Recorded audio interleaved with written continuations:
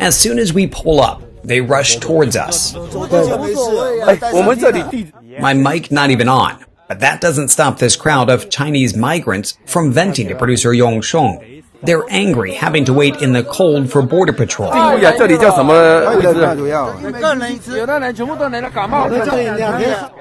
This is just one of 3 makeshift border camps we stop at in eastern San Diego County.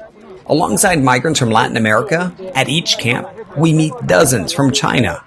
The numbers reflect the surge. From 2013 to 2022, CBP recorded fewer than 16,000 Chinese migrants illegally crossing the U.S. southern border. This past year alone, more than 31,000. That's roughly double the prior 10 years combined. But unlike those fleeing countries in turmoil like Venezuela, Cuba, or Haiti, these migrants are leaving the world's second largest economy. What was the reason you left China? Their answers vary. His family is poor. Most cite deepening financial hardships, despite the Chinese government's narrative of a steadily rebounding economy. How did you get here? How did you get to Southern California? Their trek north primarily starts in one Latin American country, where Chinese do not need visas to enter. To Ecuador. How many of you here came through Ecuador?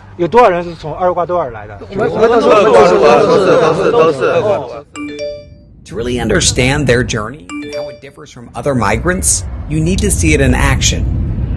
We touched down in Ecuador's capital, Quito, and standing outside of international arrivals, we noticed this man. Chinese? A hired driver, scrolling through photos and messages in Chinese. A few minutes later, passengers begin stepping out. They tell us they're from China and plan to go to the U.S., but most ask we not show their faces. The driver approaches this group, making sure he's got the right passengers. He's got a booking for them. We uncovered an assortment of travel packages offered specifically to Chinese migrants. You can pay smugglers who promise to ease some of the planning stress. For $9,000 to $12,000, flights, hotels, transportation booked for you. For $20,000 or more, it's a premium service, getting you to the Mexico side of the U.S. border, skipping some of the more treacherous crossings. We drive through Ecuador's capital city with Long Tuan Way. He shows us private homes and Airbnbs where Chinese migrants stay when they arrive. Long's lived here in Quito for 5 years and runs a travel agency. He has witnessed the recent surge in Chinese migrants. And with it, a spike in businesses catering to them, like this Chinese-run hotel. The owner estimates there are as many as 100 hotels in Quito that, like hers, host Chinese migrants headed to the U.S. Then take a look at this. They've got essentially a how-to guide to go from here and to continue north. And they tell you here how many days you should be preparing, vaccinations you might need, other documents you should carry with you. They even mention bringing $300 and hiding that amount of money because of presumably being robbed at some point and needing cash as a backup. It's advice Zhang Shiqing could have used a few days earlier. Your parents still think you're in China? They have no idea you left? Yeah. We meet the 28-year-old back in Quito after he was robbed at gunpoint in Colombia. I left China because I was not able to save any money. It was really difficult to support myself, he tells me. He says some employers in China refuse to pay him even after working.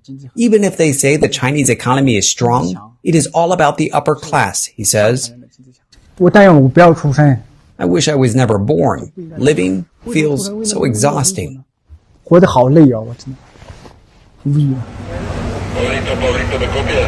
After saving up enough to restart his trek, Zhang heads to this Quito bus station, where ticket sellers hold up signs like this one in Chinese. It reads, "To Tulcan, Colombian border." More than a dozen Chinese migrants board the bus north. We go with them for the 4-hour-plus ride. On board, Zhang and the others plan their next moves. California. That's the ultimate goal. Zhang plans to stay here in Tulcan for 2 nights and then hire a cab to take him over the border.